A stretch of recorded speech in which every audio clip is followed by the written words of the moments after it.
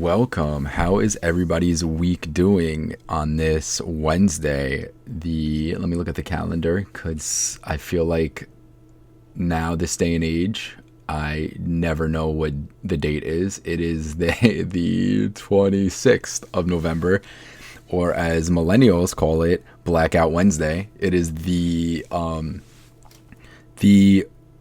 biggest day to go out in America, if you don't know that, the day before Thanksgiving. And honestly, that is a fact I think a lot of people don't know anymore. I was talking to a coworker, and I said, "Yeah, tomorrow it was yesterday. Tomorrow is the biggest drinking day." And she looked it up, and as she's looking it up, I noticed I was getting nervous because I was like, "Am I right? Did I make that up? Is that wrong?" And then she confirmed it. She's like, "No, it is. It is that day." But I noticed something here, and this is the actual topic of conversation for this episode.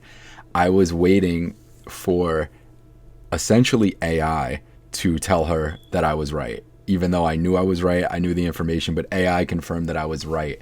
And that brings me to this point.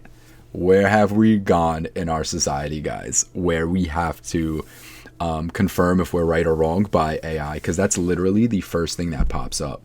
When you look something up, it's always like AI says, and then it's whatever AI finds, right, in the search. And I actually noticed something which kind of annoyed me, in that I sometimes look things up and I cannot find things, and I truly am believing that it's because the information is buried.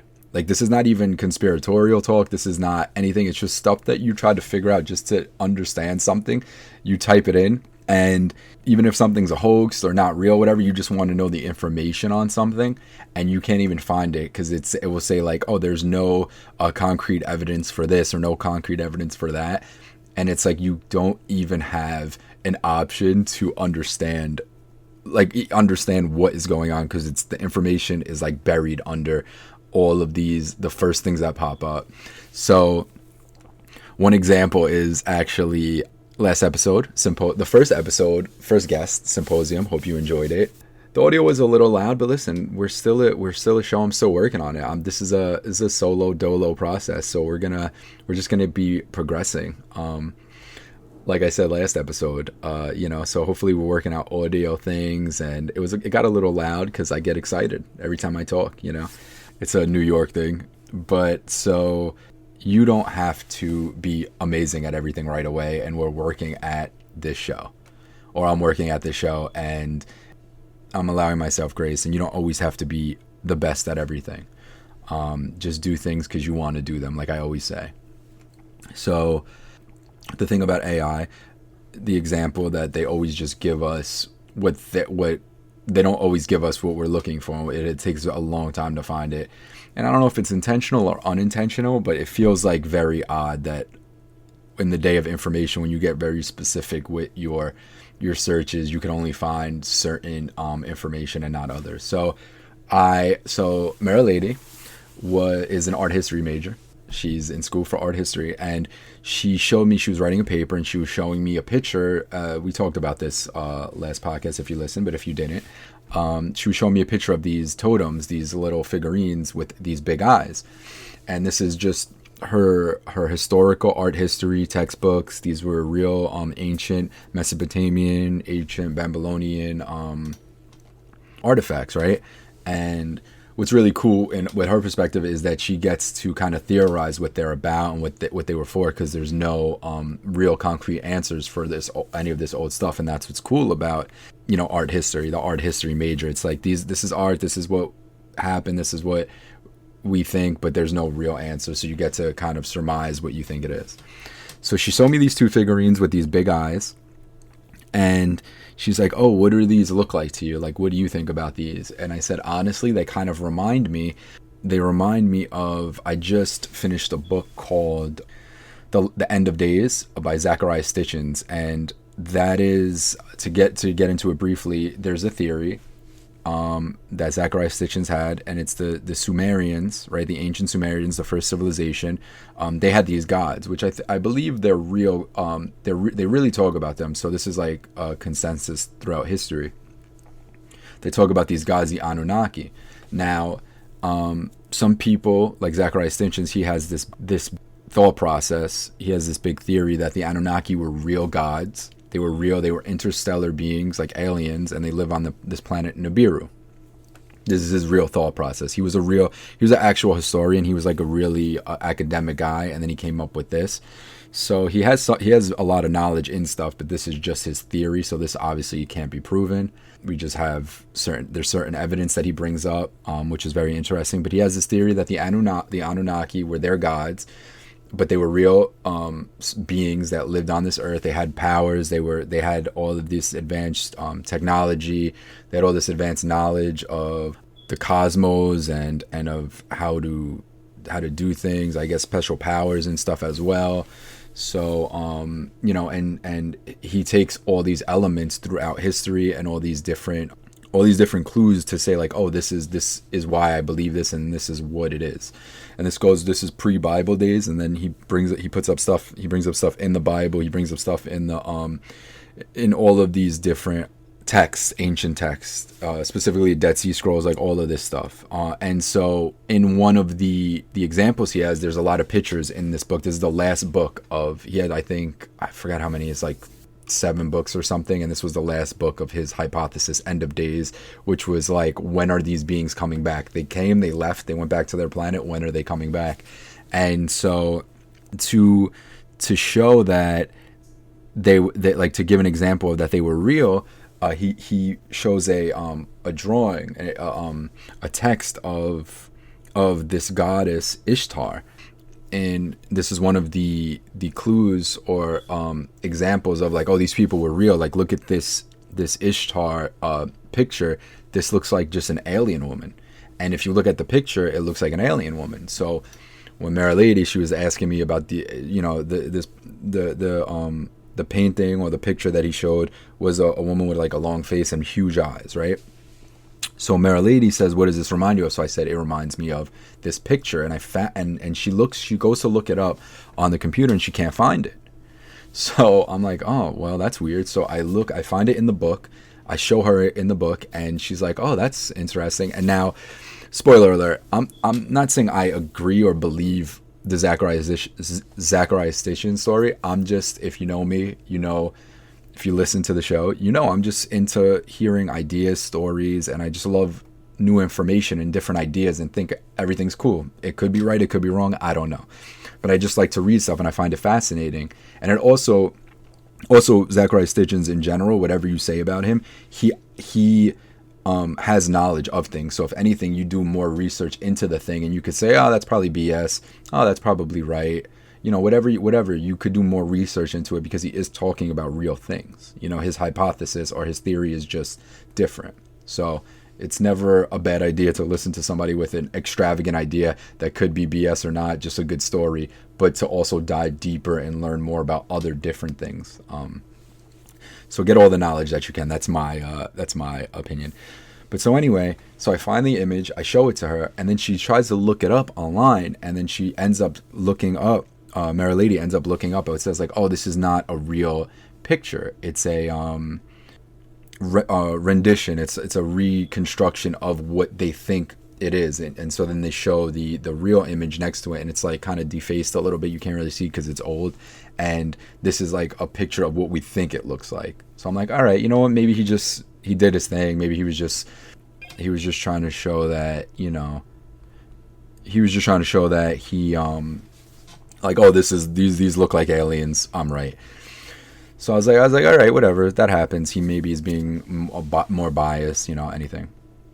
And then it cuts to Mary Lady goes to school, goes to the library in her school, and sends me a picture of one of her textbooks has that same picture in there of the Ishtar looking like an alien. And so now, because she liked the picture, she wanted to use it as context, but she couldn't in her paper because it's only from Zachariah Stitchen's book. And if you give that, then that's not really a credible source in art history. But she actually found it in one of her library books at school. Then she was able to use it. So now, my hypothesis, sorry, I'm not a scientific gentleman by any stretch of the imagination. I'm just an idiot who tries to sound smart. Full transparency. It had me thinking like, oh, you could change the internet. You could give whatever answer you want on the internet, or you could censor or just like hide, not censor so much because maybe it's there, but you could just hide it with all this other information that isn't what you're looking for. But you can't take things out of books. The books are there. So I thought that was really interesting because not that I thought I was going crazy or thought like, oh, well, I guess I'm mistaken, but how easily the internet could make you think that you're wrong because it's not giving you all of the information, or it's at least not showing you that information right out front. And I think it's getting like that more and more, which is giving you the most popular information, or or the information that is the most consensus information, and not necessarily what you're looking for, or what really all the information that is out there. It's just what its biased opinion of the information is, and not obviously. We could get into the conversation of AI, and if it's AI or if it's like just people who are generating the data who don't want you to know things that you're just looking for. You're just looking for a simple like why couldn't you reference that book? Like, you don't have to reference Zachariah Stitchin's book, but you could reference the book of, the library book, the art history library book that is there. Why can't you reference that? And that's just something that kind of something to think about, because we look up when we look up things on our phone, that's not necessarily the answer. That's not necessarily right. But now that's what we go to prove each other wrong. That's what we go to confirm our own beliefs on things, So I thought that was very interesting. And then it's funny, I was talking to one of my friends, and he was just saying to me that he looks up stuff online, and then, like we all do, and the first thing that does pop up is the AI answer. And then he said he runs that through chat however you say it, chat GPT, and that's how he looks he looks at things. And it's like, it's so funny to me because now we're combating, which is just the truth. Like the more and more we are on the internet, the more and more we just do these things, is we have to look up, we have to have technology, AI, combating technology and AI, and that's just so funny. So we just ingrain ourselves more and more with this. And it's so funny because I was talking to one of my friends who, and he was saying his mother told him one day that, where the easiest place to hide something is? In a book. Because why? Because it's in the book. It's there. The knowledge is there, but you have to go there and look at it, and then you could hide it because there's so many pages. Who's going to read a book now? So now you have to go siphon through books to figure things out. So it's just so interesting. That's, I guess, another thing why I'm big on analog too. I'm huge on analog. Like, I buy DVDs still from the thrift shop. I love like vinyls. I love like analog things because at the end of the day, as long as you have electricity. I gotta learn how to speak one day, honestly. As long as you have electricity. That is a very interesting word. I didn't realize how ridiculous it is for me to say that. So as long as you have electricity, you could use these things, like the bare minimum. You could watch a movie or listen to music. Because, it's not, when the internet's down, everybody loses their minds, right? At this point. And now when ChatGPT, with AI, with all this other stuff, we're only getting more and more, attached to this stuff too. And I'm no better.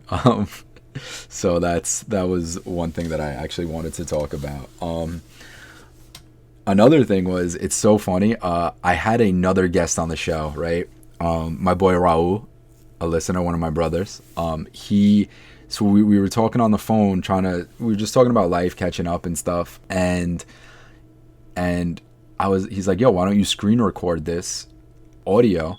And this could be an episode on the podcast. And I was like, you know what? Why not? The audio quality isn't going to be the best because it will be on the phone, but you know what? I like it raw, to quote Old Dirty Bastard. I think that's what he meant when he said that. I like it raw. He's talking about audio, not great audio, raw audio. So I was like, yeah. So I recorded, and I recorded with my boy Raul. We had this such a long conversation. I screen recorded it, and it was a long, like, artful philosophical, in-depth convo. Me and him could talk for hours. We enjoy it, and I think you guys would enjoy it as well, because we're very much on the same level, and he's a very wise individual. And I went to listen to it, and I realized, because I'm an idiot once again. I'm not an idiot. I'm gonna try to positive affirmations.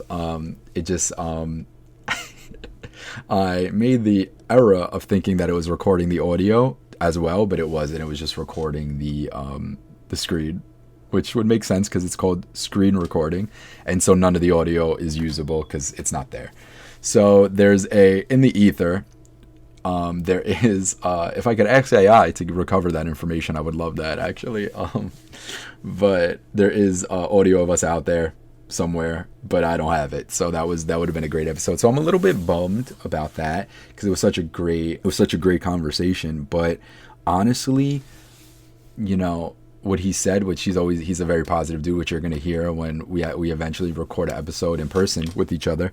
He said, no, that just means like we have to link up now. It's forcing us to link up, which is so true, So that's a positive way to look at it. And I was like, you know what? I have to put out a podcast every day and record every day, or every week rather. Sorry. I have to record every week. So this is me still recording after a kind of letdown of me thinking I had a awesome show to give you guys with a guest. But this is called full transparency because also too, this is a good lesson, when something doesn't work out, you still have to go forward and you still have to do it, even if you're a little discouraged or things don't work out the way you think they're going to work out.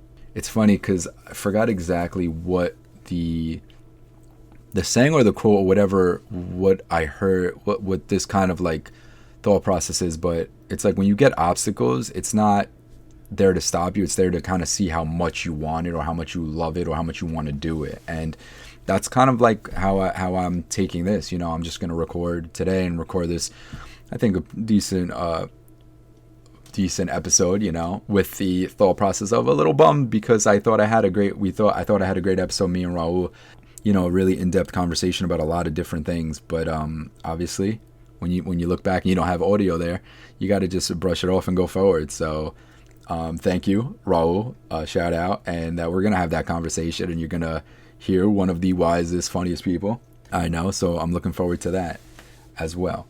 So that was that. And then also to go back a little bit to the AI thing, you hear like everybody in society, like business people, inspirational like business people, entrepreneurs, that kind of thing, talking about AI and like, oh, you have to get into AI. Like if you're serious about things, you need to be in AI.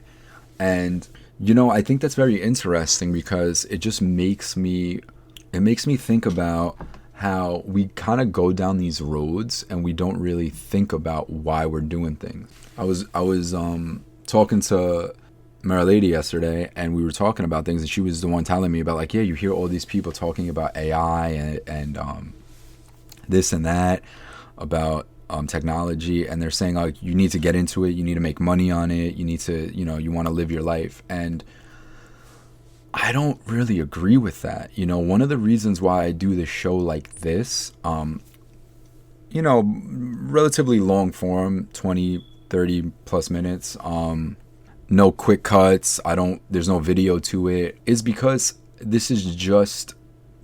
you have to have an attention span to listen to this. And whether it hurts this show or this podcast or it doesn't, I don't know, it remains to be seen. But in a world where everything's getting faster and faster, and I don't put up shorts, I don't put up TikToks, this is not on social media other than YouTube, and there's an email, like I said. Other than that, it's not on anything, and it's not on anything short form because I just don't, I really think about that, man. And I really think what am I contributing to this is my, and I don't like to use these words, and I'm not hating on people that do this or use these words, but like when you hear things like, oh, I'm building my brand, or I'm a brand, or this or that. Okay, well, I understand that, and people want to make a living, and people want to, this is their hustle, and they would like to do this full time. Are you doing something the way to make as much money as you can to do it full time because this is what you love to do, but then doesn't that become something that you really don't love to do? You're just doing it to make money, and you enjoy doing it, but in the way that you're doing it is like kind of unenjoyable. Meaning, like, if I had to promote this or anything like 24/7, or make short clips so people click on them and like them, and I make like hundreds of thousands of dollars, or I don't even know how much people make on their shorts or their TikToks. I would say a lot, especially with a lot of views. Am I contributing something that I don't necessarily agree with in society? And I think that I would be if I did that, and that's why I don't do it, because I see it. I see the world, and I see it like everybody's attention span, including mine. Like, I'll be on shorts all day on YouTube. I'm no better. Like I said, I talk a lot, and I try to not do that, but I do it as well. And for people that watch TikTok and watch just everything short form, if I contribute to that, then I'm just part of that. And that's not even really, I mean, I guess I could do it, I could do that.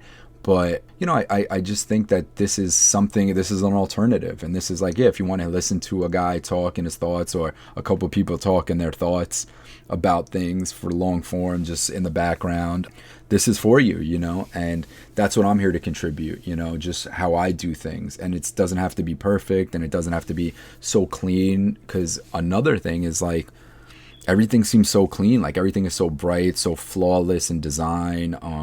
Everybody has great cameras, great audio recording, great everything. Everything is perfect on the show, on their shows and their podcasts and stuff, which is great. But where's your personality? Where's your character? Where's your essence? It's essentially just, everybody's replicating each other, and I feel the same thing when it comes to technology and like jobs, like AI, like, oh, get into AI so you could do X, Y, and Z. Get into finance so you could do X, Y, and Z. And then that's all everybody is doing, and not nobody. This is an old man yelling at the sky, but not nobody. But this is where the individual, there used to be so many characters and individuals. Like I always say, I feel like that's something that I like say from time to time, is there used to be so many different characters and different individuals and different people out there, but now it's just everybody's like almost trying to be, maybe not even trying, but we're all like, if we're not cognizant of it, being a carbon copy of each other. Whatever you watch, whatever you listen to online, whatever you consume, which we're all doing 24/7, it's like, let's replicate that, let's sound like that. I think as what I'm trying to do now is like, slow down, take a deep breath and figure out why I'm doing certain things. Because while we could all try to make it in the way that everybody's making it, but then in the end, do we lose our artistic strokes and who we are? And who we are just in life, like our character, do we lose that by trying to assimilate and be so much like each other? And actually, that's another question. Like, I don't know, is it more? I mean, throughout history, you read a book, or you hear anybody really talk from back in the day, and the problems are timeless. We all have the same problems, but I do wonder if now, more than any time in history, are people more similar now because we're also, I'll say it, fake connected online. We're in constant connection online, which I don't necessarily think is real connection. Are we so like-minded because of we're all connected, we could all hear each other's thoughts or see each other's quote-unquote thoughts 24/7? Or is this more than any other time that people have been so much alike, so much like one another in a almost in a robotic way, you could say, so that's just a thought that I've been pondering. So, like I said, like this show is going to continue to be like this. It's going to be this, and then like with a guest, hopefully Raul, it gets to be on the show next week or the week after, which he will be. We're gonna carve out a real date and do it. But last week had a beautiful conversation with my significant other, smarter than me, the lady. But that's the kind of stuff that I'm into, and then if you listen to and we have our little community here, and I think that's beautiful. So that's pretty much all I have for today. That was a little ramble. That was a full transparent ramble. And yeah, guys, just take deep breaths, and I guess I'll cap it with this thought, just like slow down, take a deep breath, and don't necessarily go with the flow of the world and it's like of the culture, but take a breath, stop a moment, and figure out why you're doing the things and what you want to be doing, and then do that. Because it kind of gets similar to I guess it's similar to one of my favorite times, if not my favorite time in history, which was the 60s to the 70s, the counterculture, hippie movement, the beatniks, that kind of time, where the best, in my opinion, at least American art was happening. And what did Timmy Leary say? What did he say? Turn off, tune in, drop out.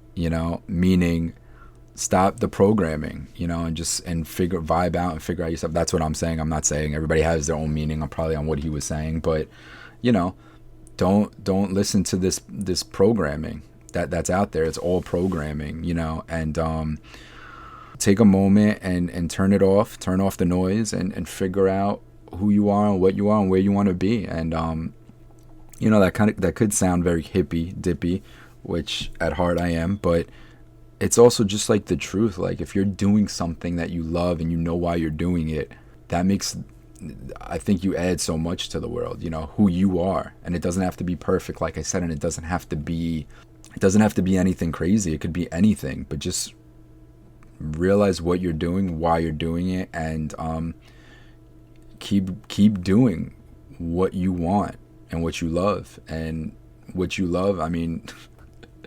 love transcends, right? Love breeds more love.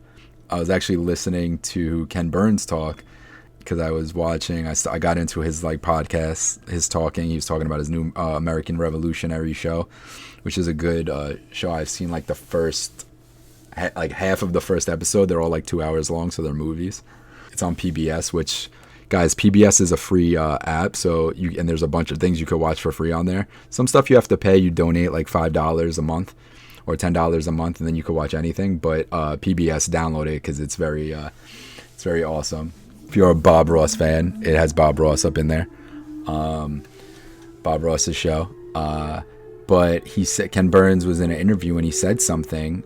He said, love multiplies. He has a sign on his door that says love multiplies. And if you could hear that, the background, that is an alarm that goes off in Mineola, New York, for one specific reason. To drive everybody crazy. I'm almost positive, because I have no idea why this alarm goes off. I'm guessing it might be like a fire department thing, or a volunteer fire department thing or something. Now you hear other alarms. This is New York, baby. This is all stated. But I think there's no rhyme or reason, because I never see a fire truck. But you could hear one now. Or real time. Anyway, so that's gonna go on in the background. It's a New York show, guys. Get with it. So Ken Burns has a sign on his front lawn that says love multiplies, and I just truly believe that. So I love you guys. It was a great episode, and we're going out. Love multiplies, with these sirens going on in the background. Okay, hope everybody's all right out there.